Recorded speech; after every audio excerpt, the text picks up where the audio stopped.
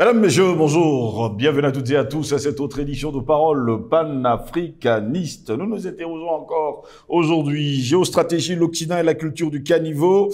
Eh bien, la télévision comme outil de propension, nous nous interrogeons ce matin. Géostratégie, l'Occident et la culture du caniveau. La télévision comme outil de propension, nous nous interrogeons ce matin. Nous faisons justement un clin d'œil à Paco le peintre qui nous a rejoint sur ce plateau depuis ce matin.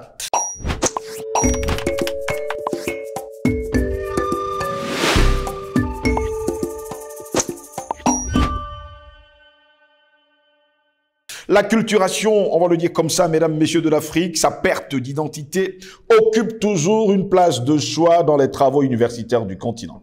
Un exercice parfois périlleux de comparer les deux civilisations. Le développement harmonieux et solidaire de la société villageoise dans la tradition africaine et le mercantilisme intrinsèque à la culture occidentale, imbu de sa prétendue supériorité. C'est en tout cas ainsi qu'elle est imposée dans le cadre idéologique de la colonisation. Passé du mimétisme à l'aliénation, l'Africain déraciné s'est figé dans un dualisme culturel handicapant. Le mythe de l'Occident, de sa puissance technologique et de son modèle économique véhiculé comme, on va le dire comme ça, une école ou sciemment par l'école, a relégué au second plan les valeurs authentiques définissant l'originalité des cultures locales. Qui n'a pas lu, on va le dire ainsi, le livre L'aventure ambiguë de Tchika-Hamidou Kane, où on pouvait peser justement, on va le dire, la culture occidentale et la culture africaine. D'ailleurs, Tchika-Hamidou Kane tuera d'ailleurs le héros du livre, Samba Diallo, car celui-ci aura embrassé quelque chose qu'il ne connaissait pas. Il s'agit alors pour l'Afrique, mesdames, messieurs, de se retrouver et de repenser sa marche vers la modernité. Car il est l'heure aujourd'hui de bien regarder ce qui vient d'ailleurs et de choisir ce qui était bien pour nous. Voilà pourquoi nous nous interrogeons géostratégie, l'Occident et la culture de caniveau, la télévision comme outil de propension, c'est notre interrogation. Pour répondre à nos questions, nous sommes avec le président Madakani encore cet après-midi. Président Madakani, bon après-midi, bienvenue à vous. Merci mon cher Jocelyn, merci de m'avoir invité. Oh, oui. Toujours heureux d'être dans la caravane panafricaniste TV. Je salue mes companélistes. Je les suis avec beaucoup d'intérêt en attendant qu'on commence à faire des plateaux en commun. Bientôt, même très très bientôt. Oui, mais c'est bien. C'est pas toujours mauvais d'avoir essayé cette façon de faire aussi. Elle ne s'arrêtera pas cette façon de faire, même si nous revenons sur un grand plateau avec 4 ou 5 personnes. Tout à fait, c'est bien. Très heureux de vous avoir, président Madakani, encore cet après-midi. Nous parlons justement de la culture de caniveau qui nous vient tout droit de l'Occident. Et c'est Mama Sani du côté du Niger qui remarque, je vous ai rappelé d'ailleurs qu'elle a 78 ans cette année. Oui, notre maman. Et elle est du côté de Niamey au Niger et qui me disait, eh bien, elle trouve que les choses ont énormément changé et que les jeunes d'aujourd'hui ne sont plus africains, ils sont devenus plus occidentaux qu'africain, et pour lui, finalement, la culture occidentale est une culture de caniveau. Ben, c'est un fait, d'abord. Le mot culture de caniveau, oui, ça dit que ça a sa place, hein, ça a sa place. Parce que le caniveau, on peut prendre ça de deux façons, de deux manières. Le caniveau accueille les eaux usées, c'est l'excellence. Le caniveau peut être aussi un endroit où, quand on est sourd, on tombe dans le caniveau. Oui. Le caniveau signifie aussi ce qui est indécent, insignifiant, ce dont on veut se débarrasser. On jette dans le caniveau. Il n'y a pas de classe là-dedans, ça n'a pas de classe. On ne peut pas retenir ça comme étant faisant partie des valeurs à promouvoir. C'est le caniveau. Cette catégorie qui renvoie au caniveau de la culture occidentale, c'est pas une opinion seulement, hein, c'est un fait. D'abord, je commencerai par le principe des eaux usées, les eaux qu'on a usées. L'Occident a usé beaucoup de valeurs qu'il a volées, qu'il a estimées être ses valeurs. Il a usé. Et au fil du temps, on commence à voir quelle est sa vraie valeur, quelle est la valeur qui fait l'Occident. On voit ça. Les sociologues disent que aussi des psychanalystes de haut niveau disent que l'enfant est le parent de l'homme. C'est-à-dire que quand un enfant naît là, il est déjà ce qu'il sera. Quand il devient ce qu'il devient plus tard en tant que parent, là, il était déjà ça. Vous voulez connaître l'Occident, allez étudier sérieusement ses berceaux historiques, son berceau historique. Profondément Athènes et Rome. Sparte. Étudiez bien ces peuples-là. Vous allez comprendre que ce qu'on voit aujourd'hui, c'était déjà là depuis. C'est pour ça que j'ai toujours salué le génie de Cheikh Anta Diop quand il a le concept de berceau civilisationnel là. C'est très important. Il ne s'agit pas d'essentialiser ça, hein, le concept, mais c'est une catégorie opératoire sur le plan sociologique, d'anthropologique. C'est-à-dire, pour essayer de voir, à un moment donné, quels sont les marqueurs, les traits originels. Les traits originels. Vraiment, en étant extrêmement circonspect, parce que de là à basculer dans des formes de purisme, il faut faire attention. Mais ce concept permet d'investiguer avec beaucoup de chance et de bien comprendre et de distinguer ce qui fait la nature, la culture même essentielle de ce qu'on appelle l'Occident. Donc, il a prétendu qu'il était chrétien. Il a usé ça. C'est devenu une eau usée. Quand vous regardez aujourd'hui la situation du christianisme en Europe, oui. C'est une eau usée. C'est une eau usée. Totalement vrai. Elle a dit qu'elle était humaniste. L'humanisme est devenu une eau usée. Puisque aujourd'hui, c'est Klaus Schwab qui est devenu la référence intellectuelle de l'Occident. Donc vous savez qui c'est un nazi. Oui. Voilà. Donc, elle a dit qu'elle était la solidarité. Et sa solidarité. On voit très bien ce que ça veut dire sa solidarité aujourd'hui. Avec l'organisation de l'appauvrissement de la majorité des peuples de l'Europe, de l'Occident, de ces populations. Elle a dit qu'elle était la maîtresse de l'économie. Enfin, pas l'économie, mais du moins, l'économie de la mort, oui. Une économie anti-humaine, oui. Ça se voit là aujourd'hui, puisqu'il développe la machine plus que l'homme. Il a développé la machine au point où aujourd'hui, il est en train de nous sacraliser l'intelligence artificielle au détriment de l'intelligence humaine. Jusqu'à l'accumulation même du capital. Si on prend cette affaire, elle a utilisé l'homme, le prolétaire, la force de l'homme, la force de travail, pour s'enrichir, pour développer la science, pour accumuler la science. Une fois qu'elle atteint le sommet, qu'est-ce qu'elle fait? Elle jette l'homme, devenu un papier hygiénique. Tout ce que l'Occident a touché, c'était usage. Et on jette dans le caniveau comme les eaux usées. Quand on finit avec les eaux usées, prenons l'ivresse. Mais on voit l'ivresse de la puissance, non? Oui. L'Occident est ivre de sa puissance. Elle est ivre. Au point où le mal est égal au bien. Les guerres, toujours les guerres. Le vol et le pillage, qui contredisent les valeurs affirmées.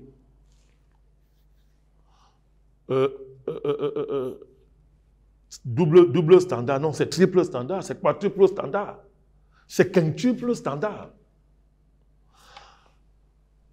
Ça, c'est pas bon, on fait pas ça. Mais on fait. Quelqu'un d'autre fait, on lui déclare la guerre. Oui. On confisque ses savoirs. On défend la souveraineté de l'Ukraine. On a détruit celle de la Yougoslavie, par exemple. On empêche les pays africains d'être souverains en votant une loi qui leur interdit de commercer avec la Russie. Une rétrogradation historique à une ère pareille, mais pour les naïfs. N'est-ce pas l'ivresse de puissance? On fait évoluer la guerre qui passe, n'est-ce pas, du militarisme classique pour entrer dans le militarisme bactériologique. Juste un gosse. Oui. C'est-à-dire que comment dit ça? On confisque la science, entre guillemets, s'il faut encore appeler ça la science, on confisque la science et ses résultats sont mis au service de l'invention d'armes nouvelles, des pathologies, qu'on transporte, c'est pas partout, pour décimer les populations. Alors aujourd'hui, par exemple, il y a un événement que les gens font semblant de ne pas voir. L'État chinois a voulu commencer à confiner ces populations dans le cadre d'une autre intervention pandémique. La population a dit non, c'était pas. C'est ce que fait le gouvernement chinois. Il a reculé. Bon, vous reculez comment? Si vraiment il y avait une pandémie, vous reculez comment? Est-ce qu'on recule quand il y a une pandémie? Du tout. Il faut sauver les gens, non? Vous comprenez ce que ça veut dire? Vous voyez très bien ce que ça veut dire. Mais c'est ce qu'on nous a fait il y a 1 ou 2 ans. Mais une arme inventée, maintenant faut-il, le criminel faut-il, maintenant qu'il est au bout de la tête, il dit que non, il ne faut pas exclure que ça a été une invention humaine. Non, on le sait. Maintenant on sait. Vous avez transféré une technologie à Wuhan. C'est quoi cette affaire? Non. Créer des maladies à des fins géopolitiques. Créer des maladies à des fins de gouvernement. Jocelyn Gosse. La science de l'État, gouvernement, on allait encore plus loin. Vous voyez l'ivresse. Pour arriver à une situation où mon cher Jocelyn Gosse, oui, gouverner, désormais, c'est transformer les actes vitaux de l'individu en moyen de répression contre lui-même. Vous savez, l'acte de manger avant était un acte qui nous rendait heureux. Vous vous souvenez, non? Oui. Manger aujourd'hui est dangereux. Vous savez pourquoi? Votre table, quand vous avez un plat chez vous, votre plat, c'est une arme qu'on a fabriquée contre vous. Et tout ce que vous mangez est dangereux. Et ça s'est fait ouvertement. C'est fait ouvertement. Si un criminel comme Bill Gates achète les terres, tu veux faire quoi? Bill Gates, il peut que tu veux quoi? Si ce n'est pas le poison pour tuer les gens. C'est un malade mental, cet individu, il n'est pas seul. Et il appartient à un groupe de mondialistes qui sont à fond dans ce projet. Respirer est devenu dangereux. Parce qu'on pollue l'air tous les jours. On pollue l'air, c'est un programme organisé de guerre. Parce qu'il faut nous amener dans la transhumanité. Il faut qu'on pollue l'environnement. Pour venir, on nous effraie. Désormais, on vient comme sauveur. On protège la planète. Se soigner est dangereux. On voit comment c'est ce que l'hôpital est en train de devenir, la transformation qu'on est en train de faire au niveau de l'hôpital. Quand on a vu le projet de l'OMS désormais avec ce fameux règlement international qu'il a voulu imposer la dernière fois, ils n'ont pas renoncé au projet. Alors, donc, vous rendez compte que, à tout point de vue là, après avoir usé les valeurs et transformé les valeurs en eau usée, vous voyez comment l'ivresse de puissance des classes sociales ont pris la place de Dieu dans la vie de l'humanité et décide désormais qui va vivre sur terre ou pas. C'est ça le projet qui est devant nous. Tout ça pourquoi? Parce qu'il faut sauvegarder la richesse de quelques personnes. Préparer l'avènement de leur père. Ils n'ont pas caché. La bête de l'événement. Alors, culture de caniveau, mais à la fin, qu'est-ce qu'on observe? Tous ceux qui ne croient pas à ça, quand vous lisez le protocole de Toronto, ils me disent que les gays, là, LGBT qui promeuvent, là, ils vont le détruire après. C'est pas écrit dedans. Car après, ils vont le détruire, non? Comme ils ont fait avec les femmes, ils ont utilisé le cas du combat féministe. Mais qu'est devenu le féminisme aujourd'hui? Ce n'est plus utile. Maintenant, ce qui est utile, ce sont les LGBT, les transgenres. Alors, Jocelyn Gosse, ça dit que, comment voulez-vous qualifier une culture de ce type? C'est pas le caniveau, ça? L'Allemagne, les pays occidentaux ont légalisé l'inceste, c'est légalisé. Le mariage avec un animal est légalisé. La pédophilie légalisée dans des pays. C'est quoi cette culture? Au point d'en faire des valeurs de civilisation à imposer aux autres. Où des footballeurs allemands, des voyous, veulent imposer le brassard LGBT. Pour eux, ce sont des valeurs, mais des valeurs allemandes. Et ça renseigne sur l'état de ces peuples-là. Nous espérons que ce n'est pas tous les Allemands. Mais il y a un risque, hein, parce que ce n'est pas tous les Allemands. L'autre versant, ça va être un néo-idéalisme, certainement. Oui, parce que c'est comme ça qu'on a produit l'air. On fait la promotion des valeurs qui vont énerver les gens et les faire basculer dans un autre type d'extrémisme qu'on viendra après combattre, alors qu'on a créé des conditions pour ça. C'est le caniveau, c'est pas la culture, ça, le slingos. C'est pas de la culture. Alors, la culture, au sens qu'à un moment donné, des peuples créent des technologies de vie, c'est-à-dire qu'on décide qu'une valeur est importante, On la ritualise dans le cadre de la danse, des arts. Des arts. Et on fait des rites qui permettent de répéter une forme de pédagogie sociale. Au point où c'est même des valeurs pratiquement acquises, innées. Ça, c'est la culture. À un moment donné, quand tu nais là-bas, tu as ça en toi. Ouais, vous voyez un peu. Mais la culture, là, telle qu'on l'a conduite, cette culture sociale, cet ADN des civilisations, l'Occident n'a plus rien à faire avec ça. C'est ça qui est effrayant. Elle n'a plus rien à faire avec ça. Elle remplace ça par la culture informatique. C'est un gosse. Pas la culture d'intelligence artificielle. C'est là où on nous compte. Voilà l'Occident.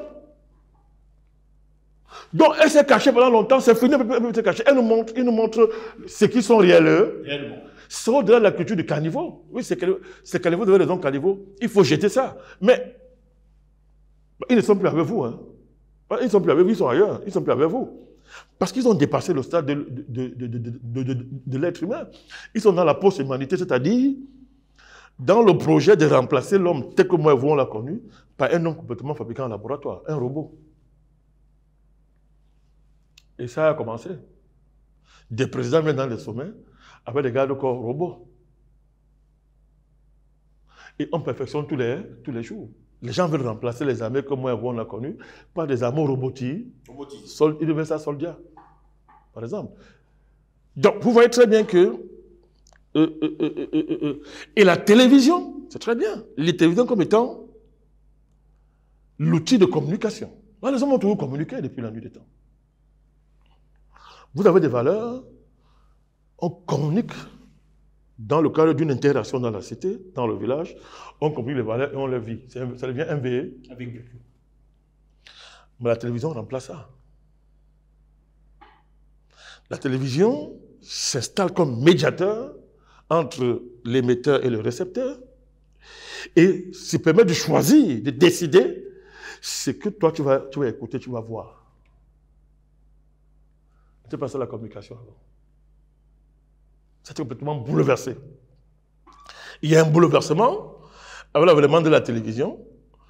Ce bouleversement technologique, technoculturel, conduit à une situation où, Jocelyn Gosse, la communication devient un rapport social. Ça veut dire un rapport social quand on dit ça? Ça veut dire que c'est un outil de domination. Dans le cadre du procès capitaliste, le capital devient une relation opposant une classe ou bien un ensemble de classes à d'autres classes sociales. Qu'on a voué à une situation d'esclavage à vie.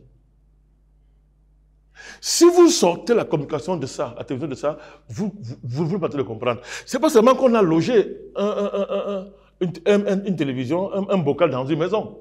Là encore, il y a un bouleversement extraordinaire parce qu'une fois que la télévision est dans la maison, la télévision a pris la place des parents.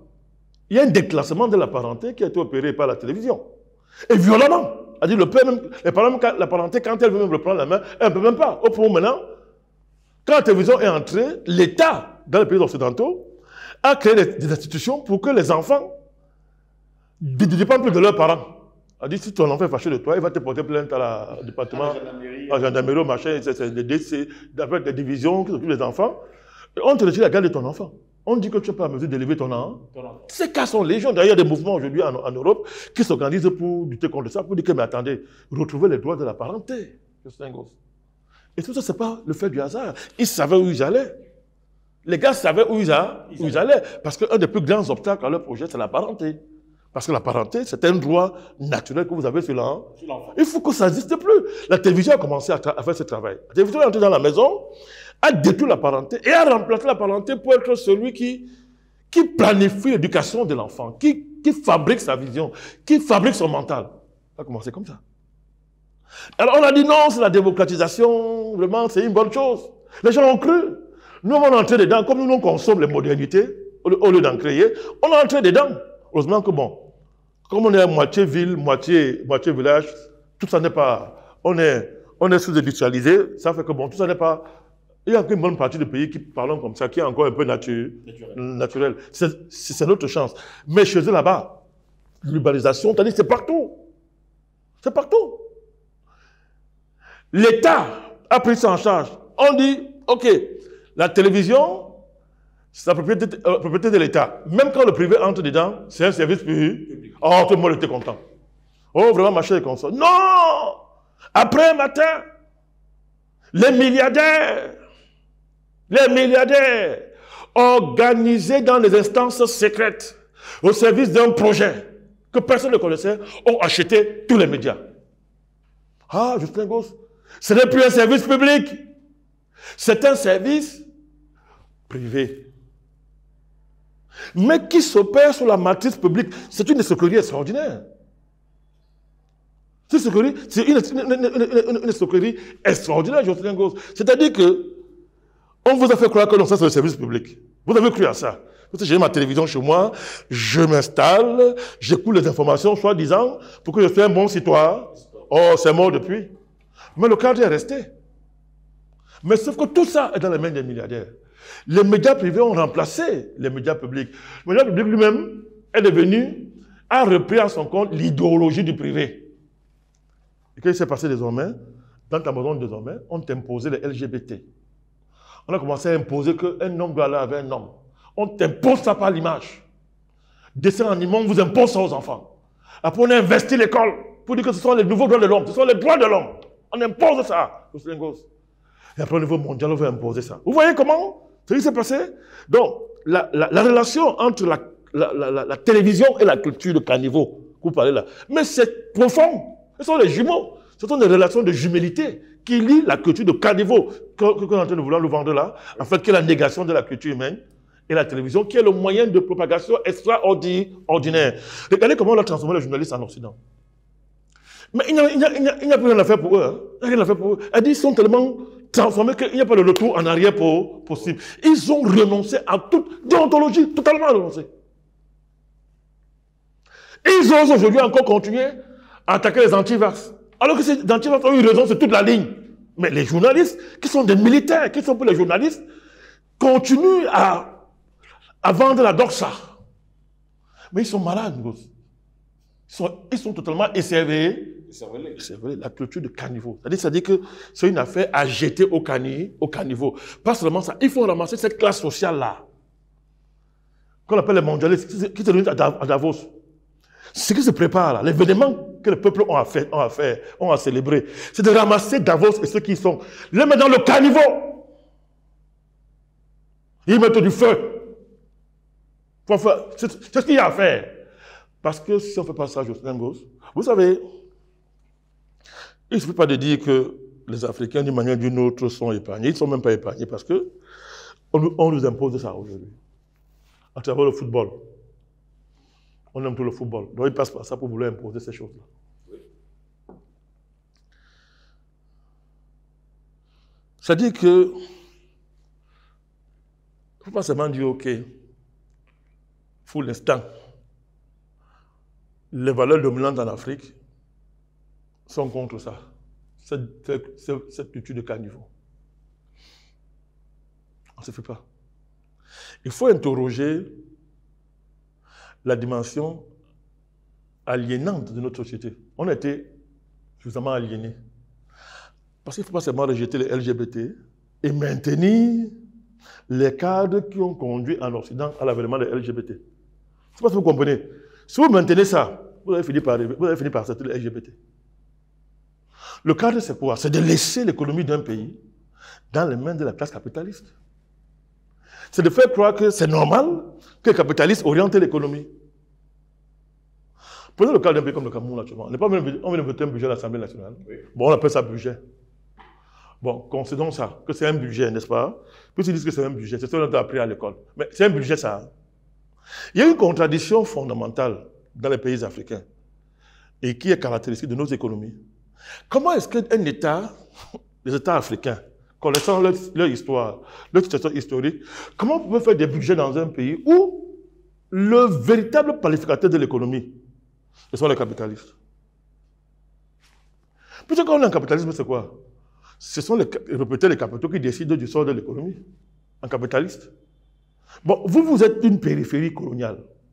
Mais vous faites un budget, vous dites que c'est le budget de l'État, qui va nous faire les services publics, qui va faire ceci, machin, pour développer le pays. Non, il y a une contradiction entre le fait que vous avez un projet de budget, dans lequel vous prétendez sortir des populations de la misère, alors que la structure de l'économie fait que justement la misère va se répandre et se développer.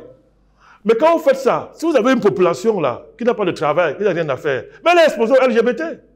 Puisqu'on vient de dire le soir que ben, tu chômes même pourquoi? C'est bon de chômer. Apprends plutôt à laver ton corps, mets les vernis, soigne-toi bien le soir, on se voit. Tu as 10 000, tu as 50 000. Le gars va encore travailler pourquoi? Il travaille pourquoi? Puisque en se prostituant, en devenant une femme, le gars a de l'argent. Comme vous n'arrivez pas à donner parce que l'État n'a pas l'argent, parce que c'est un État colonial qui refuse de faire de l'économie, il vous fait faire le budget. Et il se ment lui-même. Et qu'il n'a pas l'argent, il va s'endetter.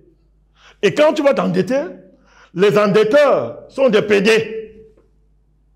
Ils vendent les LGBT. Tu vas au guichet, on dit que pour donner l'argent, c'est ici que tu vas aller faire ça chez toi. Mais c'est là où on est, le flingos. Donc, ce qu'il y a à mettre au caniveau, c'est le capitalisme là tel qu'ils l'ont conçu. C'est leur valeur tel qu'ils ont conçu. C'est tout ça qu'il faut rassembler, jeter au caniveau, mettre le feu là-dedans.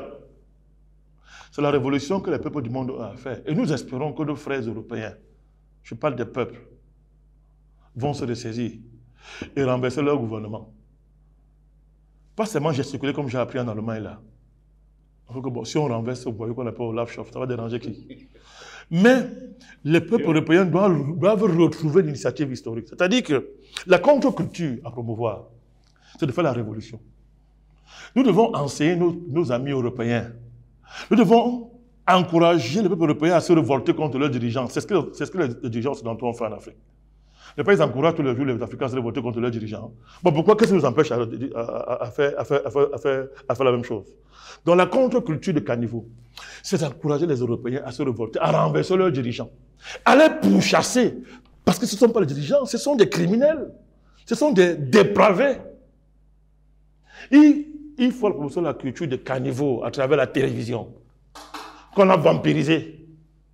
Vous comprenez ça? Donc, l'activité révolutionnaire qui est aujourd'hui en Europe et dans les pays africains, c'est de ramasser la poubelle constituée par les dirigeants européens là, leurs valeurs, leur économie, leur saleté, toute leur culture, aller créer un grand caniveau, les jeter dedans avec, et mettre le feu et couvrir ça de manière à ce que plus jamais ça ne ressorte plus pour polluer l'humanité. Merci à vous, Président Badakali, d'avoir été là cet après-midi. C'est moi qui vous remercie. Mesdames, Messieurs, avant de nous séparer, je prendrai ces quelques phrases du cahier dans votre pays natal. Nom de Tchèque Camille Khan de l'aventure ambiguë, déclara haut et fort. Le maître se souvenait du temps de son adolescence. Les enfants des grandes familles dont il était vivaient encore tout leur jeune âge, loin des milieux aristocratiques dont ils étaient issus. Anonymes et pauvres parmi le peuple et de le monde de ce peuple. Au bout de ce compagnonnage, ils revenaient de leur longue pérégrination parmi les livres et les hommes, doctes et démocrates, aguerris et lucides. Le maître médita longuement, réveillé au souvenir des temps évanouis où le pays vivait de Dieu et de la forte liqueur de ses traditions. Plaisir de vous retrouver très prochainement. Bonne journée à toutes et à tous.